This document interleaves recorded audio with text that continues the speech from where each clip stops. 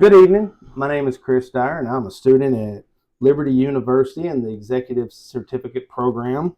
I'm completing coursework in the American Entrepreneurship since 1900. This evening, November 26, 2024, I'm with Thomas Moore. He is a longtime self employed farmer uh, with a primary focus in row crops here in Mercer, Tennessee. I've had the privilege of knowing Thomas for over 30 years. This evening, we're here in his house, which he has been gracious enough to open for me for the purpose of this interview. Good evening, Thomas. Good evening, Chris.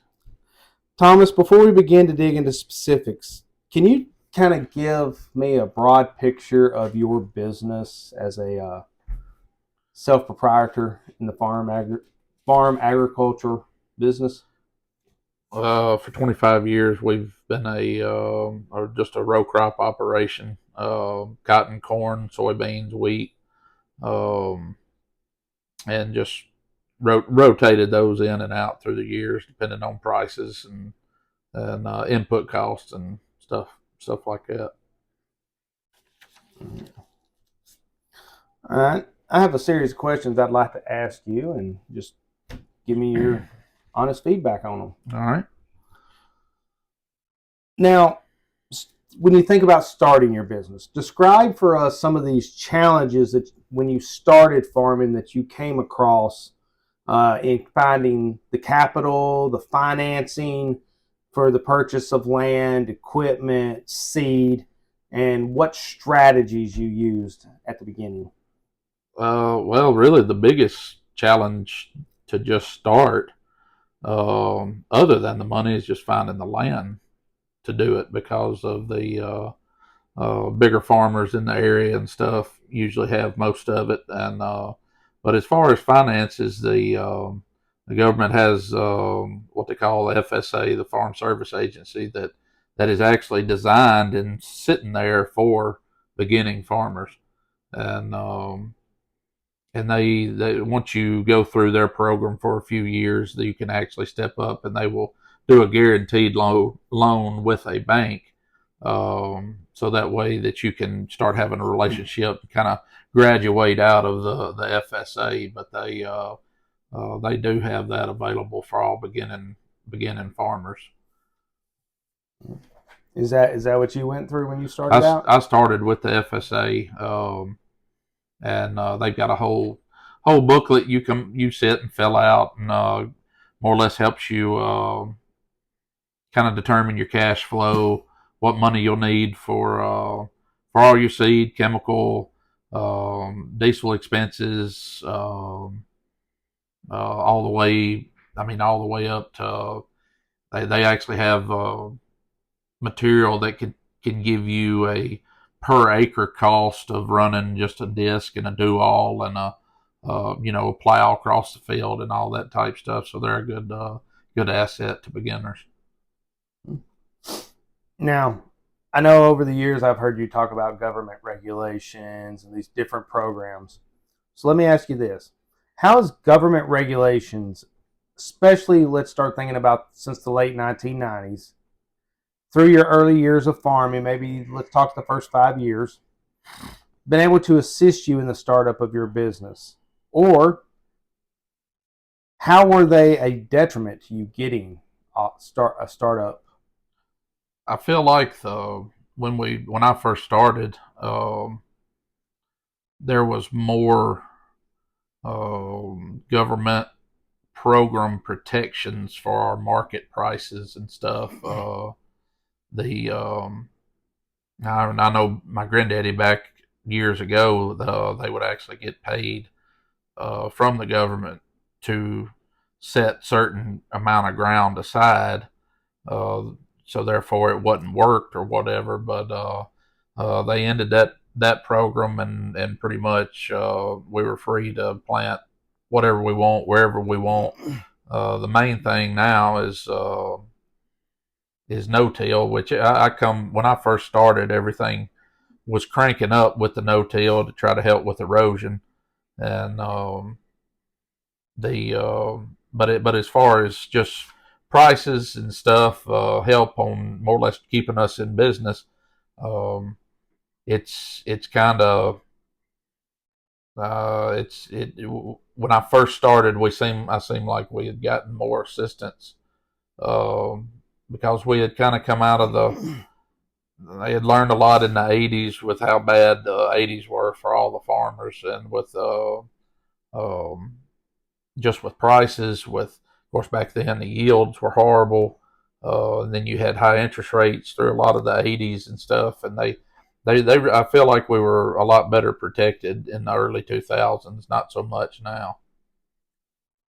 What technological innovations and processes increased your profit margins over the length of your business? As far as technology goes, I've kind of gone from a really just on planners. Basically, all we would used to have was a more or less a just a monitor or whatever that would show uh, if one of the seed tubes had stopped up. Well, now things have gotten so technology advanced that I mean it'll show the seed being put out per row. You can adjust all that inside the cab. Um, I mean, basically tractor cabs now that are hooked to planters are look like a theater because they've got so many monitors and stuff in them. I guess the biggest advantage um, is probably GPS for our sprayers and stuff. They keeps them on row. They're accurate within probably 6 inches, and which is saving us chemical. Um, and it is better for the environment because we're not putting out too much chemical.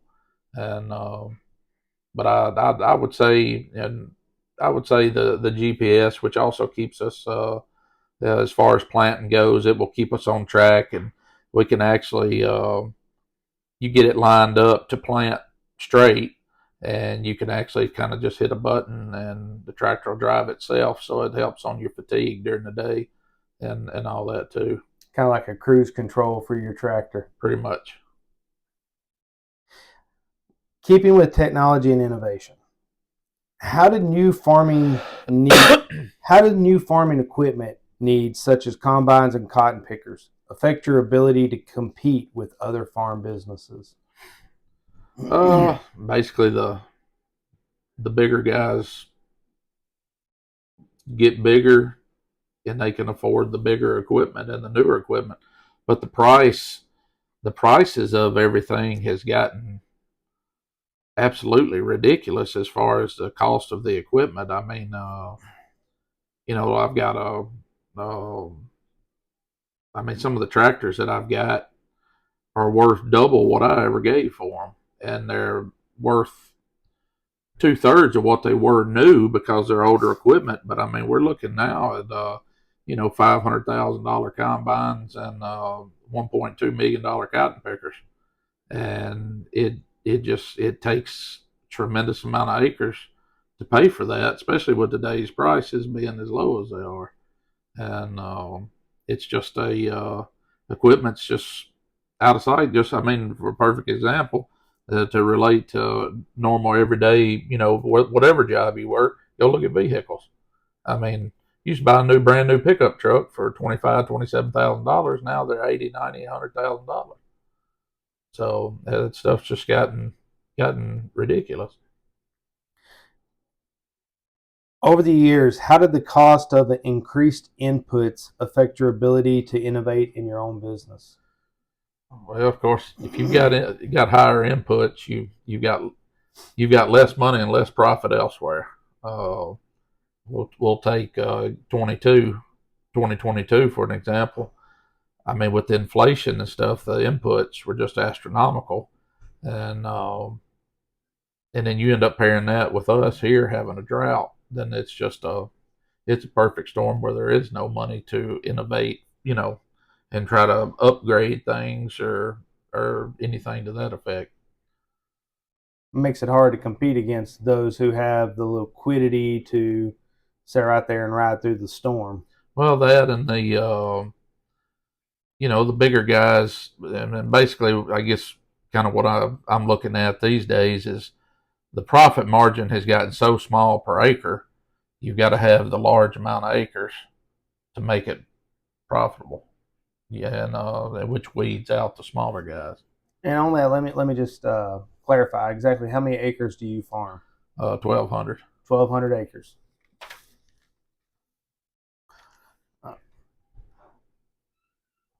Land value, because we keep speaking about the cost of land earlier.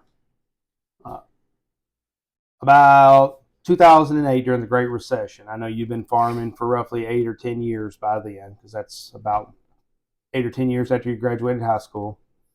The Great Recession affected land values, homes particularly, but it affected everything. How has land prices changed over time and affected your ability to increase your farm size?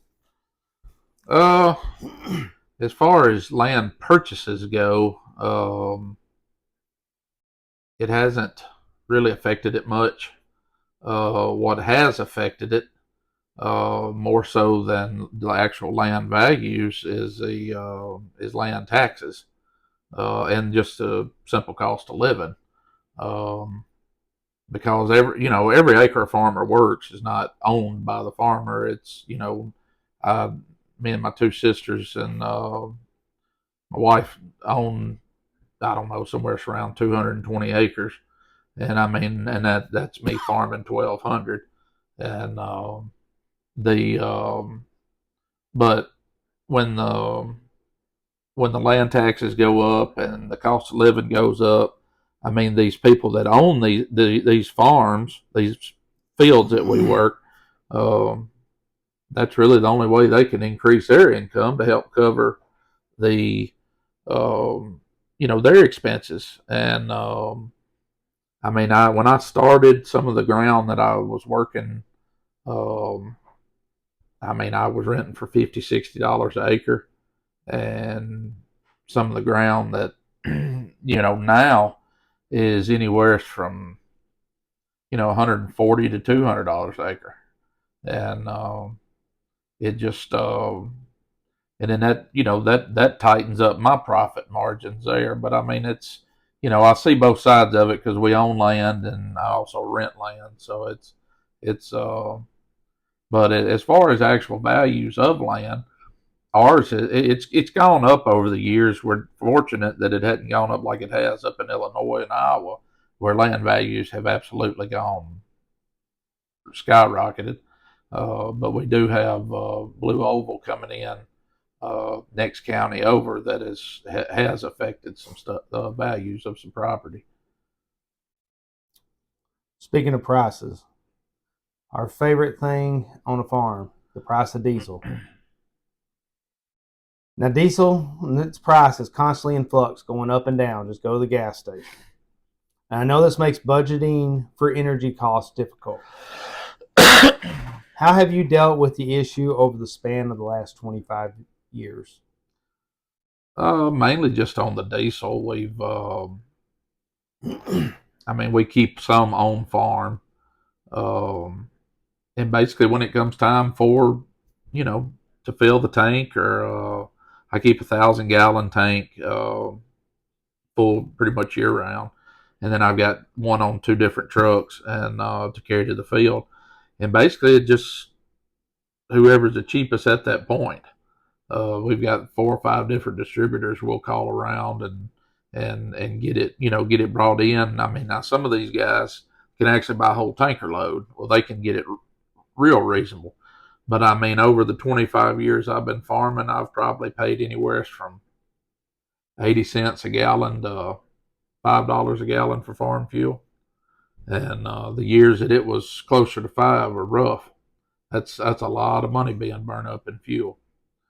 Um, but I mean, it's fuel. You hear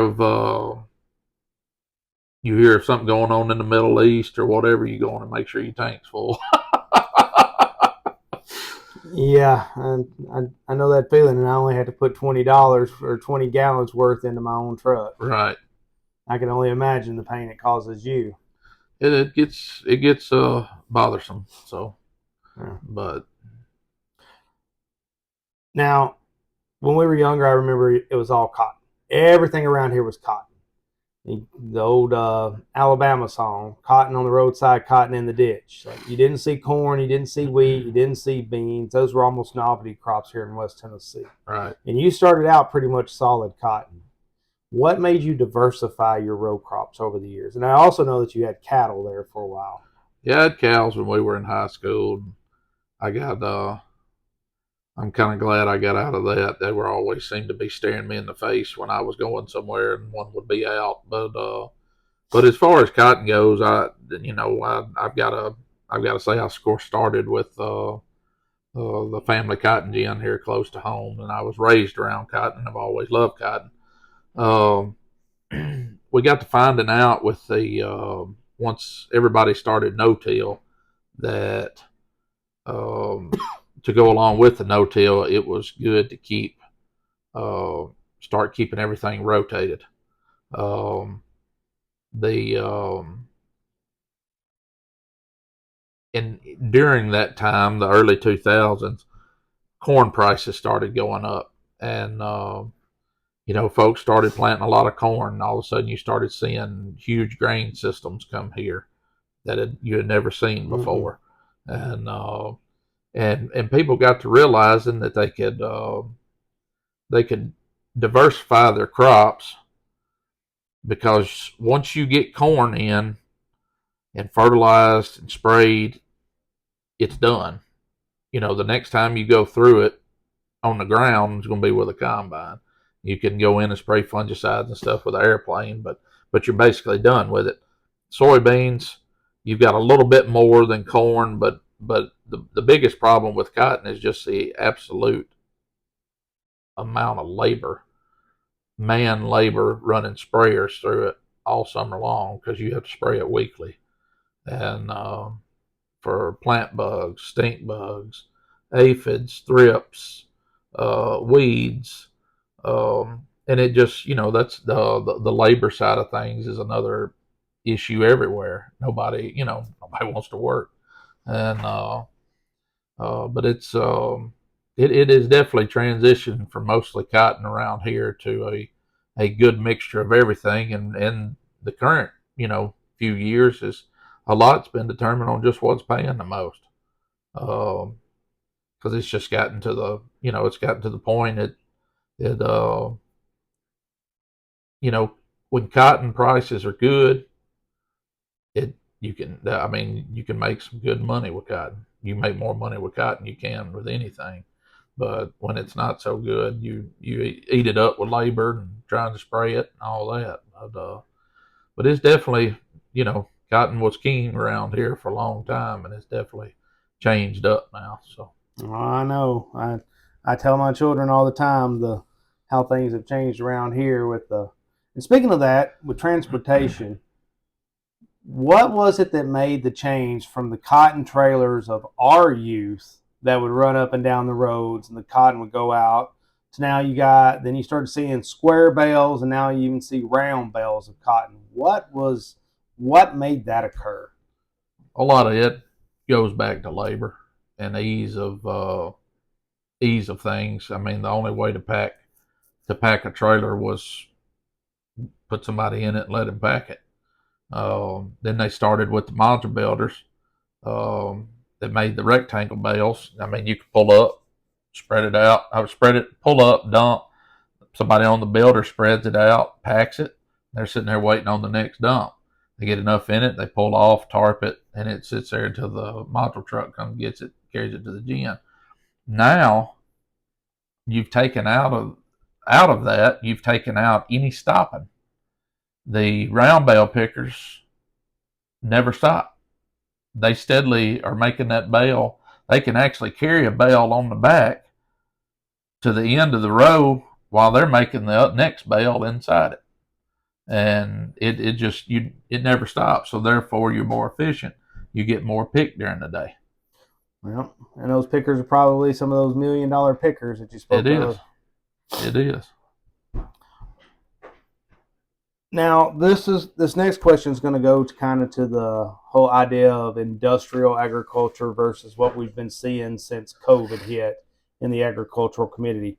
Since COVID, there's been, and you can watch on YouTube, you can watch on a lot, see how there's been an explosion back in the homesteading, the back to Eden movement, back to the land, permaculture, regenerative ag, however you want to term it. They're all hit the same things, but they're all their own little niches. Um, as more of the industrial agriculture, the major row cropping based business, how have you seen alternate farming methods interject themselves into the farming economy lately? Uh, you're starting to see more. You're starting to see a lot more conscious people about wanting to know where their food and fiber come from. Um, there's, of course, everywhere there's a big push for organic, which anything we do is obviously not organic. Um, but I mean, you can go. I mean, I know of several folks around that have gotten chickens and they're raising chickens for eggs, and um, several folks that we went to school with have started, kind of their own little homesteading stuff, so to speak. But I feel like that when the when COVID hit, and of course everybody was, you know, um, suggested to be at home, that they found alternate ways to do things, and possibly bring in a little extra money to the house, and um, you know learn some skills that maybe they wouldn't have. And but I know of numerous folks that have swapped back to. With my daughter to have a fit since she has some, but they've started swapping back to rabbit meat, getting away from the beef um, and the pork and stuff, just because it's better for you. And but I mean, it's easy to look on Facebook or go to your farmers market. There's plenty of a lot of folks that have kind of transitioned to truck patching and stuff like that. But once again, as long as you've got the labor to do it, that's the biggest hindrance on that. Yeah, labor intensive. And it'll be smaller little operations than I'm a small row crop farmer, compared to the other guys with 1,200 acres. I mean, there's people. I've got 3 or 4 farmers right around me that are 8 to 10,000 acres apiece, and you can't do that by hand. No. It just doesn't work out that way. Now, I've always been taught not to talk about politics. Well, let's not then. Okay. But I got to break that rule just a little bit. Now, you farmed under multiple administrations, both Democrat and a Republican. What are some of the key differences you see when farming under either type of administration? Well, it's always been said that the Democrats are more for farmers. Used to be. Kind of the mindset since the Depression. My uncle was a big Democrat. He went to Washington, did a lot of lobbying when Clinton was in office. Actually knew Clinton, and I feel that Clinton was a good president. I kind of come in right there on the tail end of that. I feel like the economy and everything as a whole was, on with farming and all that was doing pretty fair. Now when we had Bush come in, I don't know. I don't know that really a lot of things changed.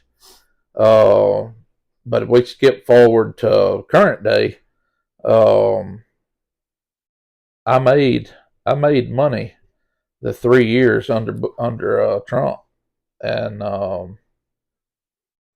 these 3 4 years under Biden I hadn't, and most of my neighbors hadn't, and that's I feel like really the parties have kind of traded places through the years. You know, we we don't look for a handout. We look for a fair price, and there needs there's I mean we're sitting here now. sitting on an extension of a farm bill that has just gotten put off and put off. And, they say they're going to come back after I don't know, they seem like they take vacation all the time, but they say they're going to come back and finally get one done, but I keep hearing rumors they're just going to extend it another year. And I mean, they throw everything into the farm bill to try to get things passed and all this other stuff, but it's at the end of the day, they're just not. It's like none of them are really there for the farmer, but I mean, I feel like the parties have swapped as the years have gone on. Like I say, it used to be the Democrats were really for the farmers, but I really feel like it's swapped. It's more. I really don't know. I feel like the Democrats, for most everybody else in the world, and the Republicans are for America, and we are America. I mean, I ain't toot no horn or anything, but you got farmers, truckers, all of them are the backbone, and then like your previous job, y'all guys are out there doing, protecting us so we can do what we do, and but I feel like they've swapped through the years, as time's gone on. Mm-hmm. Sticking with a little bit of politics, just a little longer. No one likes to pay taxes. How has the fluidity in the tax bracket over the life of your business affected your profit? It's always kind of a problem, I guess you'd so to speak. The biggest problem we've got is, of course, we have no idea what we're going to make year to year. You can work the same acres and fluctuate $100,000 on income. You fluctuate $100,000, that makes a big difference on what you pay or don't pay. I mean, I've gone anywhere from probably getting, $9,000 back off my income tax to paying in $40,000. And when you do make money, you try your best to buy something, or I ain't gonna say necessarily hide it, but figure out something you need and purchase it, so you don't have to give it all to the government. But it's definitely the tax side of it has been a struggle through the years, because but I like to say, you just have no idea what really you're gonna have to pay, just strictly because one rain can make a difference on what you do pay and don't have to pay. What are some of the business lessons you've learned over the years that if you could go back, you would tell the 18-year-old Thomas? Uh,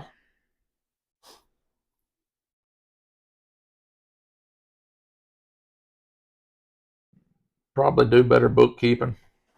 Um, I don't know. Um, One thing I would have told Thomas to do is buy some Google stock, but but but but as far as as the business goes, I mean, of course, hindsight's always 20/20, and I mean, you could go back and correct a lot of what you know certain things that you know you messed up on. Um, but I mean, I guess probably looking back, um, maybe a little better bookkeeping. I mean, I've always done all my own record keeping and stuff, but I was never as disciplined as my daddy. I've got his books from when he had his own dozer business, that I can tell you what he did this day, 40 years ago. Uh, but it's always something to it'd really be something I'd have to sit and really ponder on to go back and tell 18-year-old. I mean, I guess probably one thing, tell him just don't farm, but it's always had its ups and downs and its advantages and disadvantages. So, well, all right. I thank you for taking your time to conduct this interview, and I really appreciated your candor with me on this one. yeah, ain't no problem.